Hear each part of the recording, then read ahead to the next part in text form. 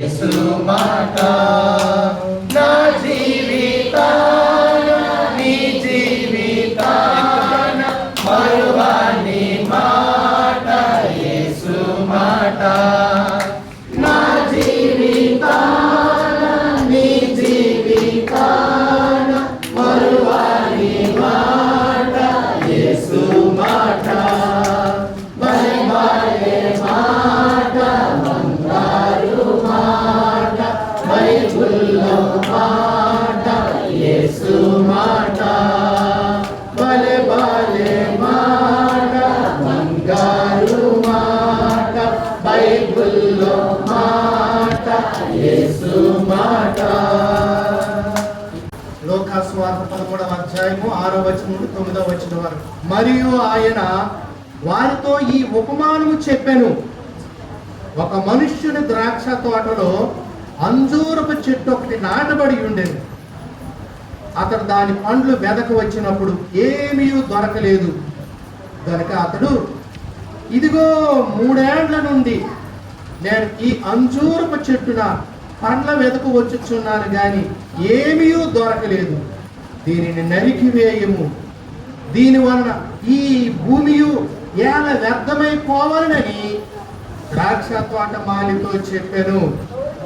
అయితే వాడు, అయ్యా నేను దాని చుట్టూ త్రవ్వి ఎరువు వేయమట్టుకు ఈ సంవత్సరం కూడా ఉండనిమ్ము, అది ఫలించినా సరి, లేని ఎడల నరికించి వేయుమని అతనితో చెప్పాను. చాలా జాగ్రత్తగా కొన్ని మాటలు మనము వినాలి. 2025వ సంవత్సరం నిన్ను నన్ను మనల్ని దేవుడు కంటి పాప వలె కాపాడాడు. ఈ క్షణం వరకు కూడా మనల్ని కాపాడే దేవుడు కొనకలేదు, నిద్రపోలేదు. ఆయన్ని మనల్ని జ్ఞాపకం చేసుకున్నాడు, మనకు తోడయుండి నడిపించాడు. మనకు నూతన సంవత్సరం మనకివ్వడానికి ఆయన ఇష్టపడుతూ ఇక్కడికి మనల్ని తీసుకొచ్చాడు. అయితే నేను నీకు ఒక సంవత్సరం దయా కిరీటముగా ఇచ్చాను, నా దయచేత ఇచ్చాను. 65 కీర్తనల గ్రంథం 11వ వచనంలో ఆ మాట వ్రాసి ఉంది. సంవత్సరమును నీ దయా కిరీటము ధరింపజేసి ఉన్నావు. ఒక మాట అడుగుతాను, కిరీటం ఎవరికి? రాజులకి, జయించే వారికి దేవుడు కిరీటాలు కూడా ఉంచాడు. జయించువాడు వీటిని స్వతంత్రించుకుంటాడని చెప్పాడు. మనల్ని మనం ప్రశ్నించుకుందాం, సాతాను ఎన్నిసార్లు నిన్ను శోధించాడు, ఆ శోధనలు ఎన్నిసార్లు నువ్వు జయించావు? సంవత్సరం అనే కిరీటం నీకు తగునా? చెప్పండి ఒకసారి. ఎన్నిసార్లు పడ్డావు, ఎన్నిసార్లు ఆయన్ని గాయపరిచావు ఈ సంవత్సరం? నీకు అయినా దయా కిరీటం. ఆ కిరీటం పేరేమిటి? ఇది కేవలం ఆయన దయచేతే కానీ మన యోగ్యత వల్ల కాదు అని ఒప్పుకుంటాం. ప్రియమైనటువంటి దేవుని దయ పొందిన ప్రజలలో మనం ఉన్నాం. ఎవరిలో ఉన్నాం మనము? దేవుని దయ పొందిన ప్రజల్లో. దేవుని దయకు దూరమైన ప్రజలు ఈ భూమి మీద ఉన్నారా? ఇప్పుడు దేవుని దయ పొందని వారు ఉన్నారా? 2025లో చాలా మంది లేరు. దయా కిరీటము దేవుడు నీకు ఇచ్చాడు 2025 అంతా కూడా. అందుకే దేవుడు ఇచ్చిన దయను, ఆయన దీర్ఘశాంతాన్ని 2026లో కూడా ఈ సంవత్సరం ఎలాగో ఫలించలేదు, ఇక ముందుకైనా నువ్వు ఫలించినట్లుగా తీర్మానం చేసుకుని వెళ్ళాలని దేవుడు ఈ సంగతులు మన మధ్యకి తీసుకొస్తున్నాడు. 3 ఏళ్లుగా వరుసగా ఆ యొక్క అంజూరప చెట్టుని ఫలముల కొరకు యజమానుడు వస్తా ఉన్నాడు. తోటంతా ద్రాక్ష తోట, కానీ అతనికి ఇష్టం అంజూర పండు అంటే. మీకా గ్రంథం చదవండి, మీకా గ్రంథం 7వ అధ్యాయం. నా ప్రాణమునికి ఇష్టమైన ఒక్క అంజూర పండైనా లేకపోయాను. ఎన్నో వచనం? మొదటి వచనంలో చదవండి. వేసవి కాలపు పండ్లను ఏరుకొనిన తరువాత, ద్రాక్ష పండ్ల గెల ఏరుకొనిన తరువాత ఎలాగుండెను? నీ స్థితి ఎలాగున్నది? పళ్ళు ఏరేసిన తర్వాత ఆ చెట్టుకి ఏమైనా శోభ ఉంటుందా? ఆ చెట్టుకి ఏమైనా కళ ఉంటుందా? పళ్ళన్నీ తెంపేసిన చెట్లు ఎలాగుంటాయండి? అంటే సారమంతా కోల్పోయి ఆ ఫలాలన్నీ ఇచ్చిన తర్వాత ఒక్క పండు కూడా ఆ చెట్టు మీద లేనప్పుడు దాని స్థితి ఎలాగుంటుందంటే మనకందరికీ తెలుసు. మామిడి పూత పట్టినప్పుడు చెట్టు చక్కగా కనిపిస్తుంది. అయితే ఆ చెట్టు అంతా కాయలు దులిపేసిన తర్వాత అలా కనిపిస్తుందమ్మా? కనిపించదు. అంటే పండ్లన్నీ ఏరేసిన తర్వాత ఏమీ లేకపోయినప్పుడు స్థితి ఎలాగుందో నా స్థితి అలాగే ఉంది. ఇక్కడ కూర్చున్న వారిలారా, ఫలించే స్థితి కాక ఫలములన్నీ రాలిపోయిన తర్వాత ఒక్క పండైనా లేకుండా ఉన్నటువంటి స్థితి, ఎండిపోయినటువంటి స్థితి. ద్రాక్ష పండ్ల గెల ఒక్కటి లేదు. నా ప్రాణమునికి ఇష్టమైన ఈ యొక్క క్రొత్త అంజూరపు పండైనా, ప్రియమైనటువంటి దేవుడు, నా ప్రాణానికి ఇష్టమైన ఒక్క అంజూరపు పండు. అందుకే ద్రాక్ష తోటలో తనకి ఇష్టమైనటువంటి అంజూర చెట్టును నాటాడు. ఎవరో అంజూర చెట్టు? నీవే, నేనే, మనమే ఆ అంజూరపు చెట్టు. అయితే నిన్ను నాటిన తండ్రి అంజూర పండు కావాలని నిన్ను నాటాడు. ద్రాక్ష తోట మధ్యలో నాటాడు. మధ్యలో పెట్టాడంటే దాని అర్థం ఏంటి చెప్పండి? అంటే ఏదైనా పశువులు వచ్చాయంటే ముందు ఎక్కడ కొరుకుతాయి? చివర్లంటే కొరుకుతాయి. మధ్యలో పెట్టాడంటే నీకు అంత భద్రత ఇచ్చాడు. ఆ ద్రాక్ష తోట చుట్టూ ఉంటే మధ్యలో పెట్టాడు నిన్ను. నీవు ఫలించాలని. ఆ టైం అయింది. 3 సంవత్సరాల నుండి నిన్ను దర్శిస్తున్నాడు. నీ వయసు ఎంత? నీవెప్పుడు యేసుప్రభువుని నమ్ముకున్నావు? ఒక్క ఫలమైన తన ప్రాణానికి ఇష్టమైన ఫలము, దేవుడు కోరేటటువంటి ఒక్క మంచితనమైన నీలో వృద్ధి అయిందా? ఏ మంచి అయినా దేవుడు నీలో చూశాడా? ప్రియమైనటువంటి దేవుని పిల్లలారా, అప్పుడు అంటున్నాడు, ఆయన దయ పొందినటువంటి అంజూరపు చెట్టు. ఆ అంజూరపు చెట్టుతో అంటున్నాడు, వ్యర్థంగా ఎందుకు తోట మధ్యలో దీన్ని పెట్టాను, ఎంత ప్రొటెక్షన్ దీనికి ఏర్పాటు చేశాను, దీన్ని నరికించి వేయంటే అది దాన్ని చూసినటువంటి తోటమాలి ఆ చెట్టుని ప్రేమించి చేయవలసిందేదో ఈ సంవత్సరం చేస్తాను, మరొక్క సంవత్సరం కూడా ఉండనిమ్ము అని చెప్పాడు. దేవుడు 2026 సంవత్సరం నీకు ఇస్తే, ప్రియమైన దేవుని పిల్లలారా, ఆయన ప్రాణానికి ఇష్టమైన ఒక ఫలమైన, ఆయన కోరుకున్న మంచి, ఆ కోరుకున్న ఆత్మ ఫలాల్లో ఒకటైనా నీవు ఆయనకి అందిస్తానని తీర్మానం చేసుకుంటావా? కరుణించి ఈ సంవత్సరం కూడా ఉండనిమ్ము, తవ్వి ఎరువు వేసి నీరు కట్టి అది దానికి ఏమి లోటు చూస్తాను, ఫలించకపోతే మీ ఇష్టమే. 26 మనకి ఇవ్వాలా వద్దా మీరే చెప్పండి. 26 న్యాయవంతుడైన దేవుడు నీకు నాకు ఇవ్వడానికి మనం అర్హులమా? ఒక్కసారి ఆలోచించండి ప్రియమైనటువంటి దేవుని పిల్లలారా. బైబిల్లో కొందరి జీవితాలు కనబడతాయి. యెహోషాపాతు ఏమిటి పేరేంటి? 2వ దినవృత్తాంతాలు 18వ అధ్యాయం రెండవ వచనం చదవండి. కొన్ని సంవత్సరములు గతించిన మీదట కొన్ని సంవత్సరములు గతించిన మీదట సోమ్రోనులో నుండు ఆహాబు నొద్దకు పోయెను. ఎవరు? యెహోషాపాతు. ఆహాబు ఎవరు? గట్టిగా చెప్పాలి, చివరి ఉన్నవారు. మాకు తెలిస్తే కదా నీకు చెప్పాలి. ఆహాబు ఎవరు? ఇశ్రాయేలు రాజు, 10 గోత్రాల వారికి రాజు. ఇశ్రాయేలీలకు దేవుని భయం లేదు, విగ్రహాలు పెట్టుకున్నారు. ఆహాబు అతని భార్య యేజబెలు ఎవరిని మొక్కుతున్నారు? బయలు దేవతను ఆరాధిస్తున్నారు. మరి యెహోషాపాతు యోధా రాజు. యోధా వారికి కాస్తో కోస్తో దేవుని భయము ఉన్నది. ఎందుకంటే దావీదు సంతానము వాళ్ళు. దావీదు మధుర గాయకుడు, ఆరాధికుడు,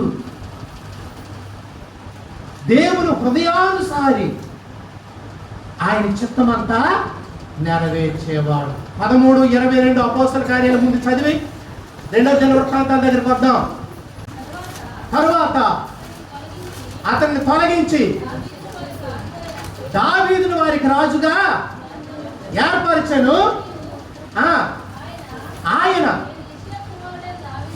యెస్సై కుమారుడైన దావీదును కనుగొంటిని, అతడు నా ఇష్టానుసారుడైన మనుష్యుడు, అతడు నా ఉద్దేశములన్నీ నెరవేర్చేవాడని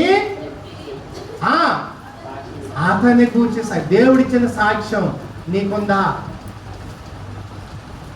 నా హృదయానుసారి నా ఉద్దేశాలు నెరవేర్చేవాడు. 2025 అంతా ఒక సేవకుడుగా నేను పరీక్షించుకోవాలా. నా ఉద్దేశాలు నెరవేర్చుకున్నా, నా దేవుని ఉద్దేశాలు నెరవేర్చాను. ఒక విశ్వాసిగా నీవు పరీక్షించుకోవాలా. నీ ఇష్టానుసారంగా నువ్వు బ్రతికావా? దేవుని ఉద్దేశాలు నెరవేర్చి ఆయన చిత్తాన్ని చేయడానికి నీ హృదయ అంతరంగంలో ఏమైనా ఆలోచన ఉందా?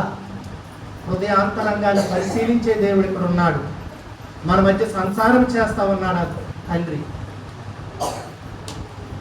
2026 పొందడానికి మనం ఏమైనా యోగ్యులమా? అటువంటి యోధా రాజులైనటువంటి దావీదు సంతానంలో నుండి వచ్చినటువంటి యెహోషాపాతు కొన్ని సంవత్సరాలైన తర్వాత, అంటే ఇంకా ఫలించకుండా చెడు సాంగత్యమేనా? అవునా కదా? కొన్ని సంవత్సరాలైన తర్వాత, ఇప్పుడు చదవండి 2వ వచనం 18:2. కొన్ని సంవత్సరములు గతించిన మీదట సోమ్రోనులో నుండి ఆహాబు నొద్దకు పోయెను. ఆహాబు ఏమ్మా పండుగ కబురు పెడతారు ఏంటి? ఏ పండుగ అది? నీకు తెలియదు, నాకు తెలియదు. బంధువులు పండుగ చేసుకొని నువ్వు క్రైస్తవురాలు అయితే వండి పెట్టి తినడానికి ఏంటంది? నువ్వు మొక్కలా చెయ్యాలరా? అరిచి వండుతాము, అదే పేరు తెలుసు మాకు. మిగతా వంటలన్నీ నేను తర్వాత పెట్టుకోండి.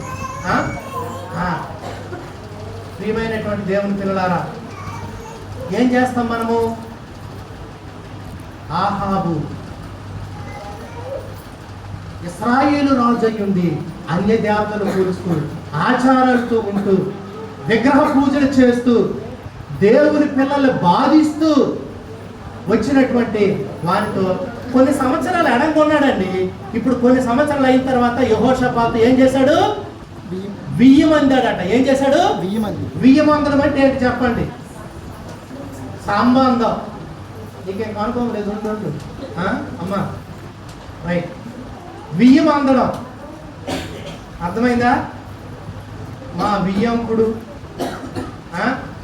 నాకు తెలియదు, వరుసలు నన్ను అడగండి. ఏదో మరి అవన్నీ ఉంటాయి. అంటే యోధా రాజు, యోధా బెన్యామీనులకే రాజు. మిగతా గోత్రాలకి ఎవరు రాజు? యెహోషాపాతు చిన్న రాజు, ఒక గోత్రానికే రాజు. 10 గోత్రానికి ఎవరు రాజు? ఆహాబు రాజు. కాబట్టి అతనితో వీమనగానే అబ్బాహంత పెద్ద రాజుతో, అవునా కదా, వెళ్ళాడు. చదవండి ఆహాబు ఆ, అతని కొరకును అతని కొరకును, అతని వెంట వచ్చిన జనుల కొరకును అతని వెంట వచ్చిన జనుడు కొరకును అనేకమైన గొర్రెలను అనేకమైన గొర్రెలను పశువులను కోయించి పశువులను కోయించి తనతో కూడా రామోత్ గిలాదు మీదకు పోవుటకు ఆ పక్కన ఉన్నటువంటి రాజ్యం మీదకి యుద్ధానికి పోవడానికి అతన్ని ప్రేరేపించెను. ప్రేరణిచ్చాడు. వచ్చిన వాళ్ళందరికీ ఓ గొర్రె పోతులు చంపాడు, బాగా విందు చేశాడు. నాతో పాటు యుద్ధానికి వస్తామంటే నేను నీ వాడును, నా సైనికులు నా ప్రజలు నీ వారు, నీవు ఎలాగంటే అలాగే పెద్దరాజు చెప్పాడు కాబట్టి, ఆహాబు చెప్పాడు కాబట్టి అప్పుడు ఏం చేశాడంటే ఆహాబు యుక్తిగా ఏం చేశాడంటే మనము రామోత్ గిలాదు మీదకి వెళ్దాం యుద్ధానికి అని అంటే ఇతను దైవ భయం కలిగిన వాడు. ఇదేంట్రా యుద్ధం అనగానే యాజకుడు రావాలి, అవునా కదా, ప్రార్థన చేయాలి, అవునా కదా, యెహోవా చిత్తం అడగాలి, ఎప్పుడు వెళ్ళాలో అడగాలి, అవేమి లేకుంటే యుద్ధానికి అంతం ఏంటి ఇంత పెద్ద రోజు అనుకొని యెహోషాపాతు ఇక్కడ మనము దేవుని చిత్తాన్ని కనుగొందామంటే ఇక్కడ ఒకడు ఉన్నాడు, ఎప్పుడు నాకు వ్యతిరేకంగానే ప్రవచనాలు చెప్తాడు, అనుకూలంగా చెప్పడు. కాబట్టి అతనికి అనుకూలమైన ప్రవక్తల్ని పిలిచి వాళ్ళు ఏమంటారు, ఎత్తడ కొమ్ములు గట్ట తీసుకొచ్చి అది వేరే సందర్భం. మీరు ఏం చేస్తారంటే రామోత్ గిలాదు మీద పోయి జయిస్తారని చెప్పేసి చెప్తా ఉన్నాడు. ఆ క్రింద భాగాన్ని చదివినట్లయితే అయితే ప్రియమైనటువంటి వాళ్ళరా, వీలుగాక యెహోవా ప్రవక్తలో ఒకడు కూడా లేడా అని అన్నప్పుడు ఒకడున్నాడు, మేకాయ, వాడు నాకు వ్యతిరేకంగానే ప్రవచనాలు చెప్తాడు. లేదు లేదు అడగటకండి రాజుగారు, ఆయన తీసుకొని రావాలి అని అంటే అతడు మీరు వెళ్ళొద్దు యుద్ధానికి అని చెప్తాడు. ప్రియమైనటువంటి దేవుని పిల్ల అయినా సరే మరి దేవుడు అబద్ధ ప్రవక్తలను అట రామోత్ గిలాదు మీదకి వెళ్ళి మీరు జయిస్తారని చెప్పి వీళ్ళు పడిపోవడానికే ఆహాబు రాజు నాశనం కొరకే దేవుడు ఆ యొక్క ప్రవక్తలను అట అబద్ధవాడు ఆత్మను ఉంచాడు. అప్పుడు ఆహాబు ఏం చేశాడంటే యుక్తిగా యెహోషాపాతుకి రాజు డ్రెస్ వేయించాడు. రాజు డ్రెస్ వేయించి ఇతను రాజు కాదన్నట్టుగా పెద్దరాజు గారు సివిల్ డ్రెస్లో యుద్ధానికి వెళ్ళారు. వాళ్ళు ఏమనుకున్నారు, ఇదిగో ఇశ్రాయేల్ రాజుతోనే మీరు యుద్ధం చేయండి, చిన్న పెద్ద వారం లక్ష్య పెట్టకండి, ముందు రాజునే గురి పెట్టండి, రాజు కొట్టేద్దామంటే రాజవస్త్రాలతో ఎవరున్నారు, యెహోషాపాతు ఉన్నాడు. పాప అమాయకుడు, నీ వారము నీ ప్రజలము విందు ఆరగించారు, వియంకుడు వాళ్ళ అమ్మాయిని ఇక్కడికో ఇక ఏదో అటు ఇటు చేసుకున్నారేమో, పెద్ద రాజుతో సంబంధం కలిసింది అనుకున్నాడు, రాజు డ్రెస్ వేసాడు. ఎంత మంచోడు రాజు, నన్ను ఎంత ఏం చేస్తున్నాడు, నాకు డ్రెస్ ఇచ్చాడు, అతనేమి సివిల్ డ్రెస్లో వెళ్ళాడు. అక్కడ సైన్యం ఏమనుకుంటారు విరోధులు, రాజుతోనే యుద్ధం చేయండి, మిగతా వాళ్ళు మీరు లక్ష్య పెట్టకండి అంటే అందరూ యెహోషాపాతు చుట్టుముట్టేశారు, బాణాలు పట్టుకుని. అప్పుడు ఏం చేయాలి తెలియదు, తండ్రి యెహోవా దేవా నన్ను కాపాడు, నన్ను రక్షించు, నన్ను కాపాడు, నన్ను రక్షించు. ఏం చేయలేదు, చుట్టూ 100 బాణాలు ఎవరికి బాణంతో కొడతారు, ఎవరు కొట్టినారు వేసేస్తారు. అటువంటి పరిస్థితుల్లో దేవుడు అతన్ని కరుణించాడు. ఎందుకంటే 2026లో యెహోషాపాతు బాగా బతుకు. యెహోషాపాతు ఉన్నాడా, ఆ తప్పిపోయిన యెహోషాపాతులు మనమే ఇప్పుడున్నాం. అతని యెహోషాపాతు మనం నిద్రపోతూ కొనక్కండి ఈ రాత్రి. కాబట్టి ప్రియమైనటువంటి దేవుని పిల్లారా, దేవుడికి మొరపెట్టినప్పుడు దేవుడు అతన్ని విడిపించాడు. 2వ దినవృత్తాంతాలు వాక్యం చూడండి, 18వ అధ్యాయం చదవమ్మా. 31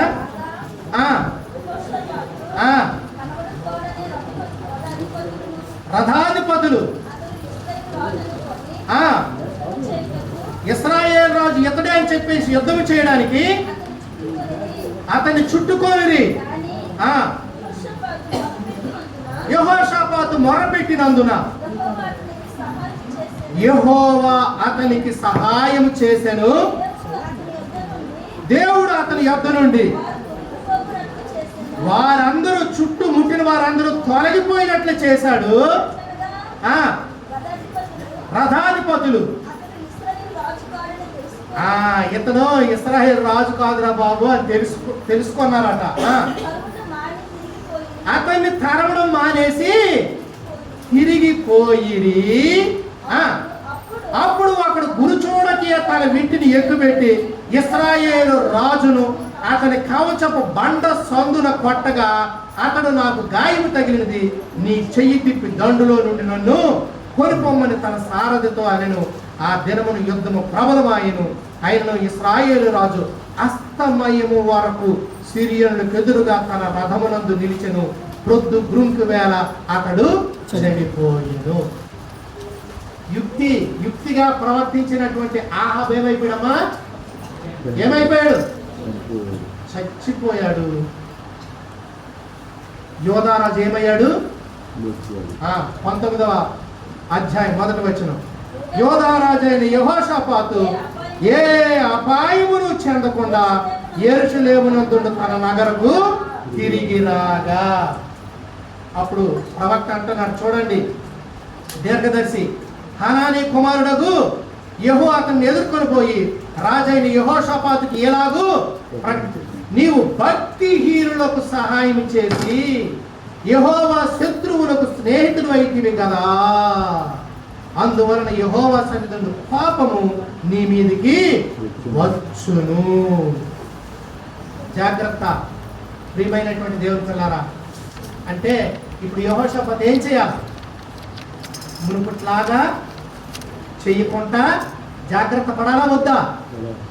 మునుపట్లాగా జీవించుకుంటా అందరూ చుట్టుముట్టినప్పుడు అక్కడే చచ్చిపోవాలా? ఎవరికి ఎరుక లేకుండా ఇశ్రాయేలు రాజుకి ఒకడు గురి చూడకుండా కొట్టిన బాణం వెళ్ళి గుండెల్లో దూరిపోయిందట. అందరూ గురి చూసి మధ్యన పెట్టిన యెహోషాపాతును దేవుడు తప్పించాడట. ఇది దేవుడు తప్పించాడా, వారు తప్పించుకున్నారా? కాబట్టి మరణము తప్పించుట ప్రభువుకి యెహోవా వశము. 2025లో నిన్ను ఎన్నిసార్లు తప్పించాడో ఒక్కసారి ఆలోచించు. ఒకవేళ నువ్వు ఈ 12 నెలలు కాలంలో డే బై డే ఏమి సంభవించిందో, ఏమి జరిగిందో ఇప్పుడు నీకు జ్ఞాపకము లేకపోవచ్చు, కానీ నీకు తెలియని ఎన్నో అపాయాలుండి దేవుడు నిన్ను కాపాడాడు. నీకు తెలియనివి తెలిసినవి ఎన్నో, తెలియనివి ఎన్నో. ప్రియమైనటువంటి వాళ్ళు, తెలిసి తెలియక నిన్ను కాపాడిన ఎన్నో సంఘటనలు 2026లో మరలా దేవుడు నీకు దయతలిచి ప్రవేశింప చేసినట్లయితే ఆ మునుపటి వల్లే నేను బ్రతకను, ఆ మునుపటి జీవితాన్ని బట్టి నన్ను క్షమించుకోవాలి. నువ్వు దేవుణ్ణి వేడుకోవాలి. ఏ విషయంలో సమయాన్ని వ్యర్థం చేశావో, దేవుని వాక్యాన్ని చదవడానికి ఇవ్వలేదో, ప్రార్థన కొరకు నీవు వెచ్చించలేదో, దేవుని కొరకు అసలు ఆశ లేదో, వెళ్ళాలి కాబట్టి ఆదివారం వెళ్తున్నాను, వెళ్ళకపోతే ఏమైనా అంటారు కాబట్టి ఇదే నీ వైఖరి. ప్రియమైనటువంటి దేవుని పిల్లలారా, జ్ఞాపకం చేసుకోండి. యెహోషాపాతు పన్నాలు బాగే ఉన్నాడు. కొన్ని సంవత్సరాలు అయిన తర్వాత ఆహాబుతో బియ్యం పొందాడు. అయినా సరే దేవుడు మరొక తరుణమిచ్చి తన నగరికి క్షేమంగా వచ్చినట్లుగా చేశాడు. ఒకవేళ అక్కడే చనిపోయాడు అనుకో, యెహోషాపాతు యొక్క విషయం ఏమవుతుందంటే, అతను బాగున్నాడు భక్తిహీనులతో వెళ్ళాడు, భక్తిహీనులు గుంపులో చచ్చిపోయాడని దేవుడు అతని యొక్క భక్తిహీనతకు రావలసినటువంటి శిక్ష ఇచ్చును. కానీ దావీదు సంతానంలో నుండి నా హృదయానుసారుడైన దావీదు సింహాసనం మీద కూర్చున్నటువంటి వాడికి మరొక అవకాశాన్ని నేను ఇస్తాను అని చెప్పాను. ఇప్పుడు రండి, దానియేలు గ్రంథం 5వ అధ్యాయం 23 నుండి 30 వరకు ఆ మాటలు మీ దగ్గర పెట్టుకోండి. అక్కడ చూడండి ఒక సందర్భం. బెల్షస్సరు అతని ఎవరి కుమారుడు? ఇతను ఎవరి కుమారుడు? నెబుకద్నెజరు కొడుకు. నెబుకద్నెజరు ప్రియమైనటువంటి వారులారా, గొప్ప సామ్రాజ్య చక్రవర్తి గర్వించాడు. ఏమైపోయాడమ్మా? గర్వించిన వాడు ఏమైపోయాడు? మానవ స్వభావానికి బదులు పశు స్వభావం వచ్చి 7 ఏళ్ళ పాటు తన రాజ్యాన్ని వదిలేసి అరణ్యం పాలైపోయి అరణ్యములో గడ్డి మేసుకొని ఉన్నాడు. అరణ్యంలో గడ్డి మేశాడు. ఎందుకు? ఇదంతా నా బలం, ఈ సామ్రాజ్యం నాది, ఈ బిల్డింగులు నావి, వీటన్నిటి మీద ప్రభువు నేననగానే జాగరూకుడగు దేవదూత నెబుకద్నెజరు, ఇదే నీకు ప్రకటన, నీ రాజ్యం నీ యొద్ద నుండి తొలగిపోయింది. నువ్వు 7 ఏళ్ళు పశు మనసు కలిగిన వాడివై నీవు అరణ్యం పాలైపోతావు.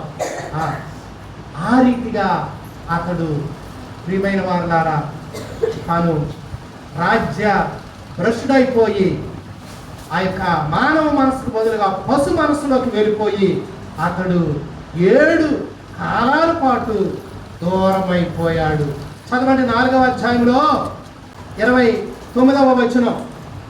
12 నెలలు గడిచిన పిమ్మట తన రాజధాని యొక్క బబులోనులోని నగరమందు సంచరించుచుండగా బబులోనును, ఈ మహా విశాల పట్టణము నా బలాధికారమును నా ప్రభావ ఘనతను కనపరచుటకై నా రాజధాని నగరుగా నేను కట్టించినది కాదా అని తనలో తాను అనుకున్నాడు. రాజు నోట ఈ మాట ఉండగా ఆకాశం నుండి ఒక శబ్దము వచ్చింది. ఏదనగా రాజుకు నెబుకద్నెజరు, ఇదే నీకు ప్రకటన, నీ రాజ్యం నీ యొద్ద నుండి తొలగిపోయింది. ప్రియమైన దేవుని పిల్లలారా, ముందుగానే చెప్పబడింది. అతనికి ఒక కల వచ్చింది. ఏమిటంటే ఒక పెద్ద వృక్షము, చెట్టు, అది విశాలమైన చెట్టు. ఆ చెట్టు మీద పక్షులు ఎన్నో నివసిస్తాయి. ఆ చెట్టు కింద పక్షులు ఎన్నో పైన ఉన్నాయి, చెట్టు కింద పశువులు ఎన్నో నివసిస్తున్నాయి. సకల మానవాళికి, జంతువులన్నిటికీ ఆ చెట్టు మీద ఆహారము ఉంది. అయితే జాగరూకుడకు దేవదూత ప్రకటన ఏంటంటే, చెట్టును కొట్టేయండి, మొద్దును ఇనుము ఇత్తడితో కలిసిన ఆ కట్టుతో మొద్దును ఆ చుట్టూ దానికి ఏమేయాల, బెల్ట్ వేయాల. ఆ మొద్దుకి 7 కాలాల పాటు మంచుకి ఎండకి అనగా అది వదిలివేయబడాలి. చెట్టును కొట్టేయండి. ఈ కళ వచ్చింది. అయితే ఈ కళ యొక్క అర్థము మరి దానియేలుకి అడిగినప్పుడు ఎవరో చెప్పలేకపోతే దానియేలు చెప్పాడు ఆ కళ భాగం. అయ్యా, ఆ వృద్ధి చెందిన వృక్షం నీవే. సకల జాతి ప్రజలు, మనుషులు, పక్షులు అందరూ నీ దైవాలు బతుకుతున్నారు. అయితే చెట్టును కొట్టేయండి అంటే నీ ప్రభుత్వం నీ దగ్గర నుండి వెళ్ళిపోతుంది. కాబట్టి నీవేం చేయాలంటే ఒక పని చేయి. అలాగ చేసినట్లయితే ఒకవేళ దేవుడు నిన్ను క్షమించవచ్చు. 27వ వచనం. రాజా, నా యోచన నీ దృష్టికి అంగీకారమగును గాక. ఒకవేళ నీవు నీ పాపములు మాని నీతి న్యాయములు అనుసరించి నీవు బాధ పెట్టిన వారి యందు కరుణ చూపిన యెడల నీకున్న క్షేమము నీకిక మీదకు నుండునని దానియేలు ప్రత్యుత్తరం ఇచ్చెను. ఆయన చెప్పినదంతయు రాజుకు నెబుకద్నెజరునకు సంభవించింది. 12 నెలలు గడిచిన పిమ్మట తన రాజధాని యొక్క బబులోను నగరమందు సంచరించుచు, బబులోనును, ఈ మహా విశాల పట్టణము నా బలాధికారము నా ప్రభావం కనపరచుకై నా రాజధాని నగరగా నేను కట్టించినది కాదని తనలో తాను అనుకున్నాడు. ఎప్పుడైతే అనుకున్నాడో పైన ఉన్నటువంటి కలభావము జరిగిపోతుంది. ఎప్పుడైతే గర్వించాడో ఆ సమయం ఎందుకు ఇవ్వబడ్డది నెబుకద్నెజరుకి? నీ పాపములు నీవు మాని నీతి న్యాయములు జరిగిస్తే నీకు క్షేమం ఉంటాయి. ఈ రాత్రికాల సమయంలో 2026లోకి వెళ్ళడానికి ముందుగా నీ శాపము, నీ పాపము పశ్చాత్తాపడి ఒప్పుకొని విడిచిపెట్టాలి. రండి 5వ అధ్యాయం, దానియేలు గ్రంథం 5వ అధ్యాయం 23వ వచనం. ఇప్పుడు చదవండి. 22, 23 కలిసి ఉన్నాయి. బెల్షస్సరు, అతని కుమారుడు వగు నీవు. ఎతని కుమారుడు? నెబుకద్నెజరు కొడుకే. అయిన నీవు ఈ సంగతి అంతయు ఎరిగి నీ తండ్రికి ఏంటి జరిగిందో అదంతా నీకు తెలుసు. నీ మనస్సు అయినా సరే నీ మనసును అణుచుకోక పరలోకమందున్న ప్రభువు మీద నిన్ను నీవే హెచ్చించుకుంది. ఎట్లనగా నీవు, నీ అధిపతులు, నీ రాణులు, నీ ఉపపత్నులు దేవుని ఆలయ సంబంధము ఉపకరణముల్లో యెరూషలేము నుండి తీసుకెళ్ళిన దేవుని పాత్రలో 1000 మందికి వీళ్ళు విందు చేసి ఆ యొక్క ద్రాక్షరసం పోసుకొని తాగుతా ఉన్నారట ప్రముఖులు. అయితే ఆ దేవుని పాత్రలో అపవిత్రపరచడమే కాదు, దేవుని పాత్రలో ద్రాక్షరసం తాగుతూ విననైనా గ్రహింపనైనా చేత కానీ వెండి, బంగారు, ఎత్తుని, ఇనుము, కర్రరాయి అని వాటితో చేయబడిన దేవతలను స్తుతించారు. కానీ నీ ప్రాణము, నీ సకల మార్గములను ఏ దేవుని వశమును ఉన్నవో ఆయన నువ్వు ఘనపరచలేదు. కాబట్టి నేను చేసేదంతా దేవుని బట్టి అనుకుంటున్నారు మనుషులు. వెండి బంగారాలతో కూడినటువంటి విగ్రహాలు పూజించారు. కానీ అతని ప్రాణము, అతని జీవము ఏ దేవుని వశంలో ఉందో ఆయన మట్టుగా ఘనపరచు. అప్పుడు రాజు విందు చేస్తున్నాడు, తాగుతున్నాడు కదా, ఆ యొక్క మరి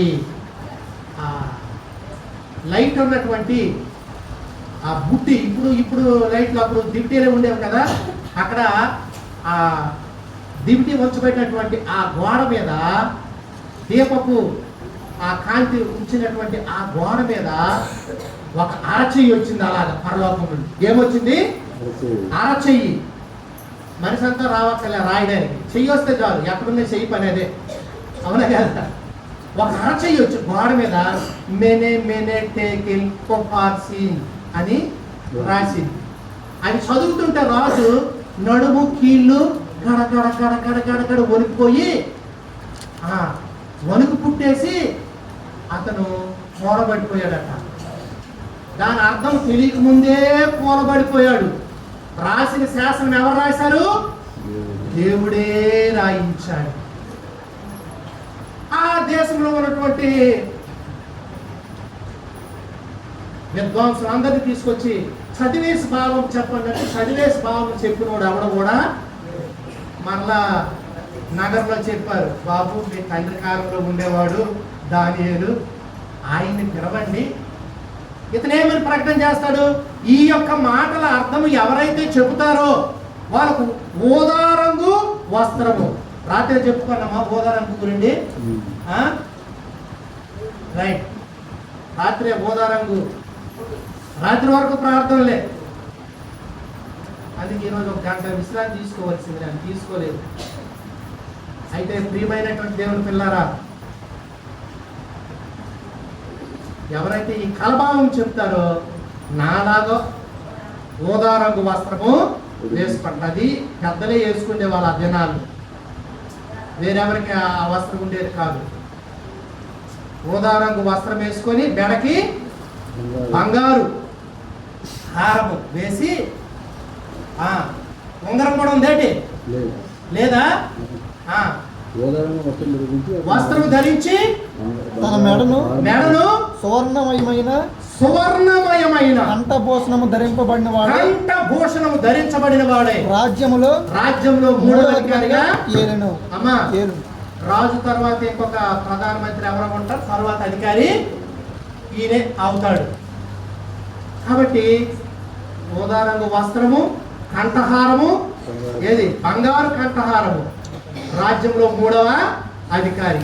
ఏమిటి? ఆ మాటలు చదివి చెప్పితే అప్పుడు ఏమైందంటే దానియేలు తీసుకొని రాబడ్డాడు, చెప్పాడు మేనే టేకిల్ ఓపార్సిన్ అంటే నిన్ను త్రాసులో తుయ్యగా నువ్వు తక్కువగా కనబడతావు. కాబట్టి దేవుడు నీ రాజ్యాన్ని ముగించేసి నీ పొరుగుడికి ఆ రాజ్యము ఇచ్చేస్తున్నాడు. దేవుడు నీ లెక్క తేల్చి ముగించేశాడు. బ్యాంకుకి వార్షిక నివేదిక ఏ నెల ఇస్తారు? మార్చి నెల. విశ్వాసుకో 31 నైట్కే డిసెంబర్ 31 నైట్కే విశ్వాస లెక్కలు. మా బ్యాంక్ లెక్కలు అయితే మార్చి 31లోపు అయిపోవాలని. విశ్వాస లెక్కలు డిసెంబర్ 31 ఫస్ట్లోకి రావడానికి ముందు ఈ సంవత్సరం అంతా నీ జీవితాన్ని కైకిల్లో వేస్తే, నీవు తక్కువగా కనబడితే బెల్షస్సరు ఏమయ్యాడో చదవండి కింద. 28 బెల్షస్సరు ఆజ్ఞీయగా వారు దానియేలుకు ఓదారంగు వస్త్రం తొడిగించి అతని మెడకు బంగారపు హారము వేసి ప్రభుత్వం చేయుటకు అతను 3వ అధికారిని చాటించి ఆ రాత్రి అందే కల్దీయుల రాజుకు బెల్షస్సరు చంపబడ్డాడు. లెక్కలో తక్కువ వచ్చాడు. అతని జీవితం చూస్తే నీతి లేదు, దేవుని భయం లేదు, దేవుని మీద హెచ్చించుకున్నాడు. ఇవన్నీ చూసి అతని జీవితం ఇస్తే అతనికి మరణమే. కానీ నీవు త్రాసులోకి వస్తే తక్కువ, కానీ దేవుడు నీకు దయా కిరీటంగా మరొక సంవత్సరం ఇవ్వడానికి ఇక్కడికి తీసుకొని వచ్చాడు. ఎంత కృతజ్ఞత కలిగి ఉండాలి. ఈ చెట్టును పూర్తి తీసేయి. ఈ స్థలం ఎందుకు ఆక్రమించుకోవాలంటే, అయ్యా ఈ సంవత్సరం కూడా ఉండదు. ఎవరన్నారు? నీ కొరకు ప్రాణం ఇచ్చిన నీ ప్రభు అంటున్నాడు. పరమ తండ్రి వారి కొరకు ప్రాణం పెట్టాను, వారి పాపం నేను మోసాను. ఈ సంవత్సరం కూడా ఉంటే నా సువార్త వినిపిస్తాను, మారు మనస్సు కలిగినట్లు చేస్తాను. తండ్రి నీ కొరకు తీర్మానం చేసుకున్నట్లు చేస్తాను. నీ రాజ్యం కొరకు నేను సిద్ధపరుస్తాను. నా రక్తం ఇచ్చి కొంటాను. ఒక్క అవకాశం ఇవ్వండి ప్రభువని మనందరి కొరకు తండ్రి సన్నిధిలో విజ్ఞాపన చేస్తాను. ఆ తోటమాలే మన ప్రభు అయినా ప్రియమైన దేవుని పిల్లలారా, రాసులో తక్కువగా కనబడ్డారు. బెల్షస్సరు ఆ రాత్రే అట్లేదు. అంటే 26లోకి రాలేదు. 26లోకి రాలేదు. అప్పుడు 26, అప్పుడు ఆ సంవత్సరం. ఇలాగ మనం బుద్ధిహీనమైతే ప్రియమైనటువంటి దేవుని పిల్లలారా, ఇవన్నీ దేవుడు మన ముందు ఉంచాడు. లోకాసు సువార్త 19వ అధ్యాయం 41వ వచనం. అక్కడ ఏముంటుంది? యెరూషలేము పట్టణం కొరకు, యెరూషలేము పట్టణం కొరకు రాయబడ్డది. చదవండి. ఆయన పట్టణానికి సమీపించినప్పుడు దానిని చూచి దాని విషయమై ఏడుస్తారు. అమ్మా, పట్టణాన్ని చూసి ఎవరైనా ఏడ్చిన వాళ్ళు ఉన్నారా?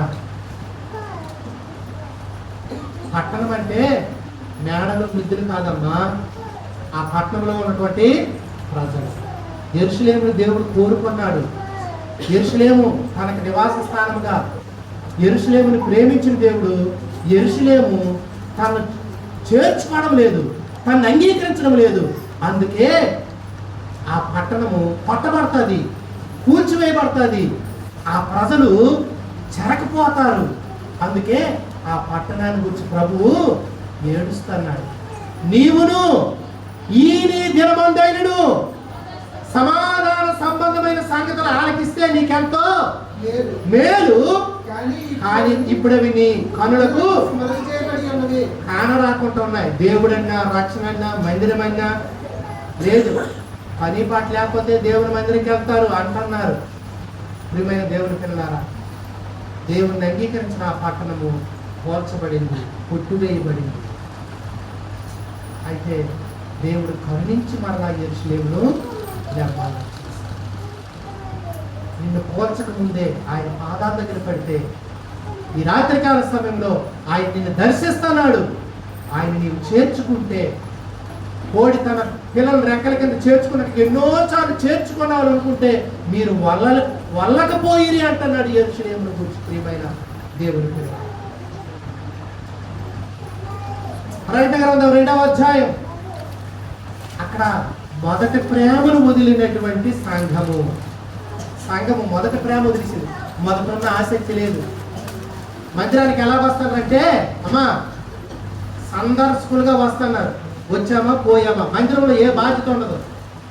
మందిరం కడగాల, పట్టును దొరపాలా, ఏమైనా పని చేయాలా. ఒక సేవకుడు అంటాడు, మందిరానికి అరగంట ముందు రావాలట. అందరూ వెళ్ళిపోయిన తర్వాత మందిరానికి అరగంట ఉండి ఏమైనా బాధ్యతలు చక్కబెట్టుకుని అప్పుడు వెళ్ళాలట. అటువంటి విశ్వాసం ఎవరైనా ఉన్నారా? మందిరానికి మా సొంతది అనుకోవడం కాదు, ఏదో సందర్శన కొరకు వెళ్ళాం. సందర్శకులు అందరూ వస్తారు, పకోడలు తినేసి పొట్లాలు అక్కడే పడేస్తారు. అక్కడ ఉన్న నిర్వాహకులు మటు ఏం చేస్తారు? అవన్నీ తుడిసేసి బాగు చేస్తారు. దేవుని ఇంటిని కూర్చి ఎవరో స్ప్రే చేయాలా? ముందుగా రావాలి, పని చేయాలా. ప్రతి దైవ సేవకుడు, ప్రతి పెద్ద, ప్రతి ఐఏఎస్ ఆఫీసర్ హెబ్రోన్లో బాత్రూమ్ గడిగినది మొట్టమొదట. ప్రియమైనటువంటి దేవుని పిల్లలారా, దేవుడు నీకు ఏమి చూసి 2026 నీకు ఇవ్వాలి? ఒకసారి నీ మొదటి ప్రేమను కోల్పోయేవారి నేరం నీ మీద ఒకటి నేను మోపుతాను. మోపవలసి ఉన్నది. ఏ ప్రార్థన కలిగి ఉండేదానివో, ఏ సాక్ష్యం కలిగి ఉండేదానివో, ఏ రీతిగా సహవాసంలో ఇంతకు ముందు వచ్చేవాడు, ఇప్పుడు అదంతా తగ్గిపోయింది. ఆ మొదటి ప్రేమ లేదు, ఆ మొదటి ఆసక్తి లేదు. అయితే నీవు మార్పు చెంది ఆ మొదటి క్రియలు చేయము. కాబట్టి సంఘం ఒకప్పుడు బాగా ఉన్న సంఘము రాను రాను దిగజారిపోతుంది. ప్రార్థన లేదు, ఆరాధన లేదు. ప్రియమైనటువంటి దేవుని పిల్లలారా, మందిరానికి వస్తున్నారు, లోకానుసారంగా ఉంటున్నారు. అంటి ముట్టట్టుకుంది. మాకెందుకు సేవకుడు చూసుకుంటాడే అంటున్నా.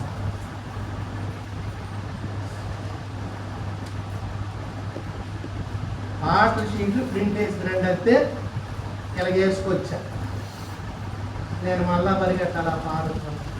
ఇది మడతేస్తే 2 పాటలు ఇందులో పడతాయి. గతంలో ఇలా మడతేసిన పేపర్లు కూడా మీకు ఇచ్చాను. ఏదో యవనస్తుల మీటింగ్కి రాయవలసలో యవనస్తుల మీటింగ్ అయితే ఆ సేవకుడు చెప్పాడు నాకు రమ్మంటే మీ అంశం ఏంటంటే అని అడిగాడు, చెప్పాడు. ఆ రాత్రి ఒక పాట రాసా, యవనస్తుల మీటింగ్లో పాడాం. యవనస్తులందరూ ఆ పాట పాడుకున్నారు. ఏమిటా పాట? యౌవనుడా ప్రభువు కాడిని మోయుము, నీ యౌవనము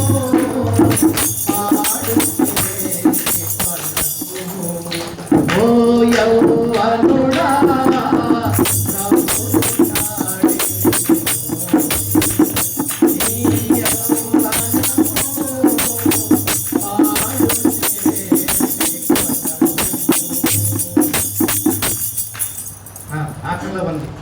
యవ్వనమున ప్రభు కాడిని మోయుట నరునికి మేలు, యవ్వన కోరికలు విడిచిపెట్టు, యేసు ప్రభు కాడిని మీద వెతుకో, ప్రభు వద్ద నీ పాపాలు ఒప్పుకో, క్షమాపణ పొందు, ఆత్మశాంతి నందు. ఎన్నో శోధనలు వస్తాయి, తొట్టిల్లిపోతుంది నీ యవ్వనం.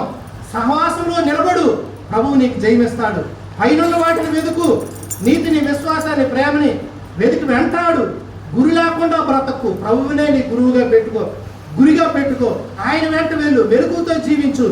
ప్రభు రాకడలో నీ రక్తపడతావని ఆ రాత్రి రాసి అలా పార్వతం వెళ్ళి అది కొన్ని షీట్లు తీసుకొని యవనస్తులు ఇస్తే చక్కగా పాడుకున్నారు. ఆ 2 రోజులు 3 రోజుల మీటింగ్లో ఈ పాటే పలుసార్లు పాడారు. అప్పుడు చేశాం కనుక అవన్నీ గమనిస్తున్నారు. వెళ్ళి చేసి తాటికాయ అంటే సత్తరం పర్లేదు, కళ్ళద్దాలు పెట్టుకోవక్కర్లేదు మీరు, చక్కగా. కాకపోతే ఈ ఒక్క రాత్రికే, తర్వాత ఈ పేపర్ దాయలేరు కాబట్టి ఇది పోతుంది. అది అందుకే ప్రతిదాని వెనకత్తలో ఫోన్లో సహోదరుడు నేను ఈరోజు మాట్లాడుకున్నాం. అన్నయ్య జనాలు చాలా బాగున్నాయి అన్నయ్య, అప్పుడు అన్ని పండడానికి వెళ్ళేవారు, సంచిన మోసేవారు. మీరు పాటల ప్రింట్కి వెళ్ళేవారు, బొబ్బులే. అక్కడ నుండి రాత్రి కూర్చోవాలి మీరు, మాతో పాటు మీరు కష్టపడేవాళ్ళు. ఆ టైం వరకు మళ్ళీ రాత్రి అంతా వాక్యం చెప్పేవాళ్ళు. ఆ దినాలు మీకు తెలియదు కదమ్మా, మీకు ఎలా తెలుస్తుంది? అప్పుడు లైవ్ ఇవ్వలేదు కదా మేము, అప్పుడు అవి లేవు కదా. ప్రియమైన దేవుడి పిల్లారా, అంత శ్రమ. ఈ చుట్టూ ఇక్కడ పాకుంటే చుట్టూ దడి కట్టుకొని వాటికి బ్యానర్లు కట్టి గాలి రాకుండా అక్కడ 1 సంవత్సరం చినుకులు కూడా పడ్డాయి. అవునా కదా? 2 సంవత్సరాలు పడ్డాయి చినుకులు. సరే, అన్ని బాధలు పడ్డాం. ప్రతి సంవత్సరం కంచె వేస్తామని కూటు గొడ్డలతో ఎలుగు పెట్టాము. అవే సిగిరిస్తాయి కదా, తర్వాత పట్టుకోవచ్చు. ఏం గొడ్డలు ఉంటాయి, ఎంత ప్రయాస. ఉదయం నుండి ఆ పుట్టుకొని అవన్నీ చేసుకొని చలి లేకుండా అవన్నీ చేసుకొని ఆ రాత్రంతా పాడుకొని అంత శక్తి ఉండేది. సువార్త ఉదయం తెల్లవారి ప్రారంభిస్తే 7 గంటలకి రాత్రి 7 గంటల వరకు నాన్ స్టాప్గా సువార్త పాట పాడడం, సువార్త చెప్పడం, పాట పాడడం, సువార్త చెప్పడం. ఇదిగో సాక్ష్యం. ఎవరు? Elisha brother. ప్రియమైనటువంటి దేవుని బిడ్డ. ఆ రీతి కాబట్టి మొదటి ప్రేమను విడిచిపెట్టేసి ఆ మొదటి ప్రేమను తిరిగి చెయ్యు. లేని ఎడల దీపమును దాని చోటు నుండి తీసివేతును. దీపాన్ని తీసేస్తాను. దీపం అంటే ఏంటి? ప్రియమైనటువంటి దేవుని పిల్లలారా, కాబట్టి దేవుడు ఉంచాడంటే ఏ మంచి ఉందని ఒకసారి ఆలోచన. యెషయా గ్రంథం 5వ అధ్యాయంలో ద్రాక్ష తోట ఉంది. తోటకి అన్నీ చేశాడు, కానీ 6 ద్రాక్షలు కాసింది. అప్పుడు ఏం చేశాడు? కంచెలన్నీ తెగొట్టేసి పశువులు వేసినట్లుగా విడిచిపెట్టేశాడు. కానీ నిన్ను నన్ను దేవుడు విడిచిపెట్టలేదు. నీ స్థితి గతి ఒకసారి జ్ఞాపకం చేస్తాడు. నీ పాపం ఒప్పుకో. రండి, నెహెమ్యా గ్రంథం 1వ అధ్యాయం చదవండి. 2 మాటలు. ఆనాటి ప్రజలు ఏం చేశారో మనం ఒకసారి చూస్తాం. నెహెమ్యా 1వ అధ్యాయం 6వ వచనం చదవండి. నీ చెవి యొగ్గి నీ నేత్రములు తెరచి నీ సన్నిధిని దివారాత్రము నీ దాసులైన ఇశ్రాయేలు పక్షముగా నేను చేయు ప్రార్థన అంగీకరించుము. అయ్యా, నేను చేసే ప్రార్థన ఆలకించు. నీకు విరోధముగా పాపం చేసిన ఇశ్రాయేలు కుమారుల దోషమును నీకు విరోధంగా పాపము చేసిన ఇశ్రాయేలు కుమారుల దోషమును నేను ఒప్పుకొనుచున్నాను. నేను ఒప్పుకుంటున్నాను. నేనును నా తండ్రి ఇంటి వారు పాపం చేసి ఉన్నాము. నీ ఎదుట బహు అసహ్యముగా ప్రవర్తించాము. నీ సేవకుడైన మోషే చేత ప్రియమైనటువంటి నీవిచ్చినటువంటి ధర్మశాస్త్రాన్ని మేము లక్ష్య పెట్టలేదు. ఇది మా పరిస్థితి. రండి, ఎజ్రా గ్రంథం 9వ అధ్యాయం 6వ వచనం చదవండి. నా దేవా నీ ముఖము నా ముఖము నీ వైపు ఎత్తుకోవడానికి సిగ్గుపడి ఖిన్నుడనై ఉన్నాను. నా దోషములు నా తలకు పైగా హెచ్చి ఉన్నవి. మా అపరాధములు ఆకాశమంత ఎత్తుగా పెరిగిపోనాయి. మా పితరులు దినములు మొదలుకొని ఈ రోజు వరకు మేము మిక్కి అపరాధులము. మా దోషాలు బట్టి మేమును, మా రాజులు, మా యాజకులు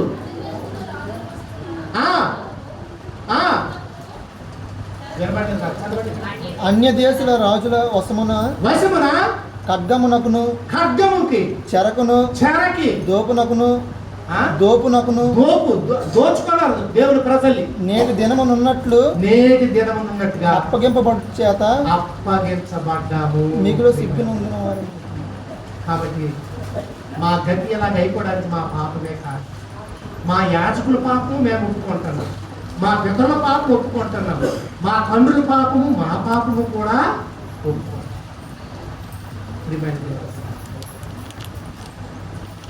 40వ కీర్తన 12వ వచనం. 40:12 లెక్కలేని అపాయాలు చుట్టుకొన్నాయి. నా దోషములు నన్ను తరిమివేయగా పట్టుకున్నాయి. తరిమిస్తే పారిపోదు, తరిమేసి మనం పట్టుకొని దొరికిపోనాం మన పాపానికి. నేను తల ఎత్తి చూడలేక జ్ఞానం రుజువైపోయింది. లోకం దగ్గర నువ్వు నిర్దోషం కావచ్చు, చూడకపోవచ్చు. దేవుని దగ్గర దోషమే. మా పాపాలు పట్టుకున్నాయి. అందుకే సంఖ్యాకాండంలో రాయబడ్డది, ఎవరి పాపము వారిని పట్టుకొను. కాబట్టి ప్రియమైనటువంటి దేవుని పిల్లలారా, పాపములు తరివేయగా అవి మమ్మల్ని పట్టుకొనగా తల ఎత్తుకొనలేక చూడలేకపోతుంది. లెక్కకు అవి నా తల వెంట్రుకలను మించి ఉన్నవి. తల వెంట్రుకలే మించి ఉన్నాయి. ఇన్ని పాపాలు మన వల్ల. అందుకే దేవాలయానికి వచ్చిన వ్యక్తి తల ఎత్తుకోవడానికైనా ధైర్యం చాలక, ప్రభువా పాపినైన నన్ను కరుణించు అని గుళ్ళు పాపం. నీ పాపం ఒప్పుకుంటే ఆయన క్షమించండి. నీ పాపాన్ని సమర్థించుకుంటే ఆ పాపమే నిన్ను పట్టుకొని నిన్ను శిక్షకి అప్పగిస్తాడు. ప్రభువైన క్రీస్తు నీ పాపం తన మీద వేసుకొని మరొక సంవత్సరం కూడా నీకు దయా కిరీటంగా నీకు ఇస్తానని, కానీ నిన్ను కాసులో తోచగా నువ్వు తక్కువగా కనబడినప్పుడు బెల్షస్సర్ హతుడైపోయాడు. అతని తండ్రి పశుప్రాయుడైపోయాడు. అంటే మెంటలు వచ్చింది, వెళ్ళిపోయాడు. ప్రియమైనటువంటి దేవుని పిల్లలు, కాబట్టి సంఘం మొదటి ప్రేమను కోల్పోయింది. అలాగే యెహోషాపాతు భక్తిహీనుడికి చెలికాడైపోయాడు. ప్రియమైన వాళ్ళ, కొన్ని సంవత్సరాలు ఉన్నాడు, తర్వాత అలాగే అయిపోయాడు. ఈ సంవత్సరం 25వ సంవత్సరం ఎన్నిసార్లు ఆయన దూషించడానికి అవకాశం ఇచ్చావు, ఆయన అవమానపడడానికి అవకాశం ఇచ్చావు, ఆయన ఎన్నిసార్లు నీ క్రియను చూడలేక కన్నులు మూసుకున్నాడు, ఎన్నిసార్లు నిన్ను బట్టి బాధ పెట్టాడు, బాధపడ్డాడు, ఎన్నిసార్లు ఆయన గాయాలు నువ్వు రేపావు. ప్రభువా, నూతన సంవత్సరంలోకి ఒక నూతనంగా నన్ను ప్రవేశపెట్టాడు. నా రాతి బుద్ధిని తీసేటాను, నా పాప మొక్కుకుంటానని ప్రభు. ఒక నూతన హృదయం నాకు ఇవ్వుతాడు. 51వ కీర్తన ఏమంటాడంటే, దేవా శుద్ధ హృదయం నాకు, ఆ శుద్ధ హృదయం అలాగా స్థిరమైన మనసు నాకు నూతనముగా నాకు ఇవ్వు. 26కి ఒక నూతన వ్యక్తిగా నేను వెళ్ళాలా. దేవా నా యందు శుద్ధ హృదయం కలుగజేయము. నా అంతరంగములో 51:10 నా అంతరంగంలో స్థిరమైన మనసు నూతనముగా పుట్టించు. నీ సన్నిధిలో నుండి నన్ను త్రోసివేయకు. నీ పరిశుద్ధాత్మను నా యొద్ద నుండి తీసివేయకు. బ్రతిమాలకు మనం కూడా ప్రభువా నన్ను క్షమించి, నీకు విరోధంగా చేసిన ప్రతి పాపం ఒప్పుకుంటున్నాడు, నన్ను మన్నించు. నా యొక్క హృదయ అంతరంగంలో స్థిరమైన మనస్సు, నూతనంగా పరిశుద్ధమైన మనసు నాకు చూపించు. నీకు విరోధంగా చేసిన ప్రతి తప్పిదం, మనుషులకు విరోధంగా చేసిన ప్రతి తప్పిదం, పరలోకానికి విరోధంగా చేసిన తప్పిదం. ఎవరంటారు? చిన్న కుమారుడు అంటాడు, తండ్రి నీకు విరోధంగాను పరలోకానికి విరోధంగాను ప్రతి పాపము. అతిక్రమాలు దాచిపెట్టువాడు వర్ధిల్లడు. ఎక్కడ? సామెతల గ్రంథం 28:13. అతిక్రమాలు దాచిపెట్టువాడు వర్ధిల్లడు, వాటిని ఒప్పుకొని విడిచిపెట్టువాడు కనికరము. కాబట్టి ఈ రాత్రి కార్యక్రమంలో నూతన సంవత్సరం వెళ్ళడానికి ముందుగా మన తప్పిదాలు ఒప్పుకుందాం. పాటల షీట్లో ఒక పాట పాడిన తర్వాత 4వ పాట, సంవత్సరాది మొదలు సంవత్సరాంతము వరకు నా దేవుడే యెహోవా నన్ను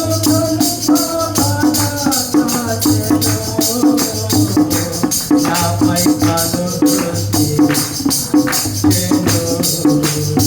సంవత్సరాది మొదలు నా జీవితములో సాగులో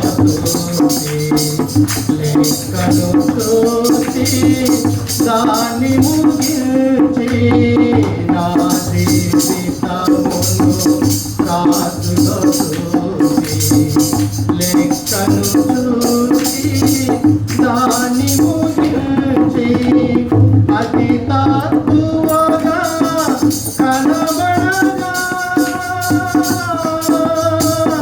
అతి తక్కువగా కనబడగా, మీకుటమైన ఉగ్రత చూపక ప్రేమించిన నా ప్రియుడగు దేవా, మీకుటమైన ఉగ్రత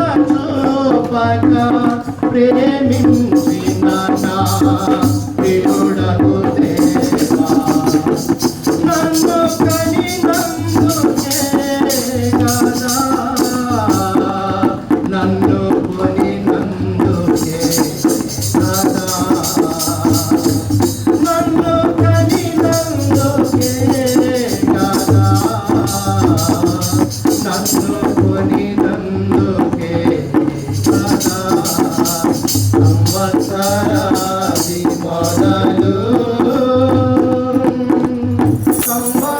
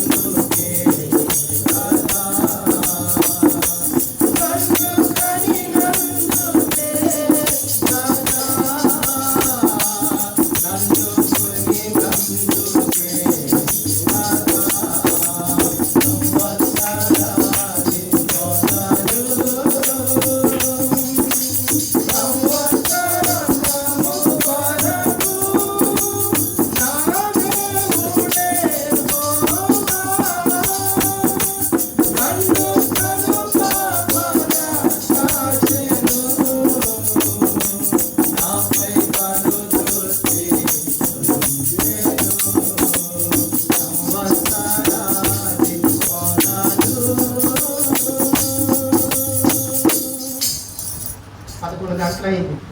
అర్థమైందా? ఆ గంట మనం గోల్డ్ సమయం మోకరించి ప్రార్థన చేద్దాం. ప్రభువా, నన్ను చూస్తే 26కి నేను పోలేను. యెహోషాపాతులాగా ఎన్నిసార్లు ప్రవర్తించాను. మీకు వివరణ లేదు. ఎక్కడ? 9వ అధ్యాయం. ఏ 9వ అధ్యాయం? ఎజ్రా. మీకు వివరణ ఇవ్వలేదు. నల్ల వెనక్కి పోన్లే. వాళ్ళు ఎందుకు ఏడ్చారో మీరు ఇంటికి చదవండి. ఎందుకు వాళ్ళు అలాగా ఒప్పుకున్నారో చదవండి. దేవుని సహవాసాన్ని చులకన చేసి అంగెలతో వాళ్ళు కలుసుకొని దేవుని యొక్క మాటలు లక్ష్య పెట్టక ఆనాడు వాళ్ళు ఎన్ని రీతిగా అవమానించబడి వాళ్ళు బానిసత్వంలో నెట్టివేయబడి అన్య రాజుల చేతకు అప్పగించబడి యెరూషలేము విడువబడి ఆ ప్రజలు అక్కడ నుండి వెళ్ళిపోవడానికి, అందుకే వాళ్ళ ముఖం ఎత్తుకోవడానికి కూడా సిగ్గుపడతారు దేవుని ప్రజలకి గతి. కాబట్టి మనం ఒప్పుకుంటే దేవుడు ఏం చేస్తాడంటే సిగ్గుపడకుండా ముఖాలు ఎత్తుకున్నట్లుగా చేస్తాడు. ఈ పాపం ఒప్పుకోకపోతే మనం నూతన సంవత్సరంలో ఆయన దయను పొందలేము, ఆయన ఆశీర్వాదాలు పొందలేము. కాబట్టి 26లో వెళ్ళడానికి ముందుగానే ప్రారంభ దినం నుండి నీ గత సంవత్సరాలు, గత దినాలు ఎప్పటి వరకు దోషారోపణ కలిగిన ప్రతిదీ కూడా ఒక మాట చదవండి. 143 మీకు అర్థమవుతుంది. 2వ వచనం, 2వ భాగం. సజీవులలో ఒకడును నీ సన్నిధి నీతిమంతుడుగా, అది సజీవులలో ఒక్కడు కూడా నీతిమంతుడుగా ఎంచబడదు. 28వ కీర్తనలో కూడా అందరూ పాపం చేసే వాళ్ళనే ఉంటారు. నా భార్య పాపాలు జ్ఞాపకం చేసుకోకు అంటారు. 8వ వచనం, 7వ వచనం. నా భార్య పాపములను, నా అతిక్రమములను చేసుకుంటే 2026లోకి మనము వెళ్ళలేము. వాటిని జ్ఞాపకం చేస్తాను. కానీ ప్రభువా, నేను పాపిని, నేను దోషిని, నేను ద్రోహిని, నా తలెత్తుకోవడం కూడా నాకు యోగ్యత లేదు. కాబట్టి నీవు ఎరిగిన నీ పాపం, నీ మనస్సు ఏదైతే నీ అంతరంగంలో అది నీకు యాతన కలిగిస్తుందో అటు ఏదైనా ప్రభువా, నేను నీతిమంతురాలు కాదు, నేను నీతిమంతుడు కాదు, నన్ను క్షమించు. ఒక నూతన హృదయం ప్రభా, నూతన జీవితం, నూతన సంవత్సరంలో నూతన వాగ్దానంతో నూతన నీ దీవెనలు పొందాలంటే ఈ యొక్క పాతది నా జీవితంలో ఉండకూడదు. నన్ను క్షమించి నీ రక్తంలో కడిగని ముందు మనం ప్రార్థన చేద్దాం. మోకరించండి, ప్రార్థన చేద్దాం.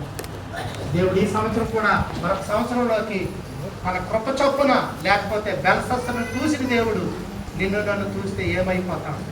ఆయన నిన్ను నన్ను కరుణించాడు, ఆయన సురక్షత తీసుకొచ్చాడు. మన పాపాన్ని బట్టి ఆయన మనకు ప్రతీకారం చేస్తే మనం ఉండేవాళ్ళం కాదు. దయ చూపించాడు, దయా కిరీటంగా ఇచ్చాడు. దయ చూపించావయ్యా, నీ దయను కనికిరాను ఇంకా నా ఇష్టానుసారంగా ఉండడానికి కాదయ్యా, నీ చిత్త ప్రకారం, నీ వాగ్దానం ఏమిస్తున్నావో, నీ మాటలు తర్వాత ఏం చెప్తావో ఆ ప్రకారం నేను నడుచుకున్నట్లుగా, నీ గ్రంథంలో ఏం రాయబడిందో, నీ మనసుకి ఏది అంగీకారమో దావీదుని హృదయానుసారి నీ చిత్తమంతా నెరవేర్చేవాడు. నా జీవితంలో కూడా అలాగా నేను ఉన్నట్లుగా ప్రభువా, నా దోషాన్ని ఎదుర్కొంటాను, నాకు పాపక్షమాపణ, నా గతకాలు ఎన్నో కఠినపరుచుకొని ఒక ప్రతిష్ఠితి లేదు, ఒక శ్రమం లేదు నా బ్రతుక్కి, నన్ను క్షమించని దయతో మరి ప్రార్థన చేయండి ఒకరి తర్వాత ఒకరు.